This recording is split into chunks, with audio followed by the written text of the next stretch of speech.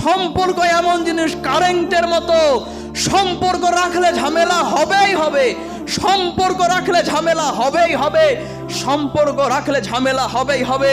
কিন্তু যেমন কারেন্ট বাইরে বের করে ফেলে দেন না, ওই রকম সম্পর্ক থাকলে ঝামেলা হবে। কিন্তু ঝামেলা হলেই সম্পর্ক বিচ্ছেদ করা যাবে না, তার সঙ্গে ঝামেলা করে সম্পর্ক আলাদা করা যাবে না। কারণ এই বিধান কার? কারণ এই বিধান কার? কারণ এই বিধান কার? তাহলে আল্লাহ রাব্বুল আলামিন বলেন সম্পর্ক রাখতে হবে।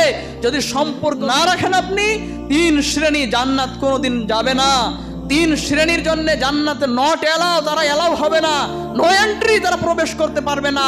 তার মধ্যে 1 শ্রেণী হচ্ছে কাতিউর রাহম, যারা আত্মীয়তার সম্পর্ক নষ্ট করে।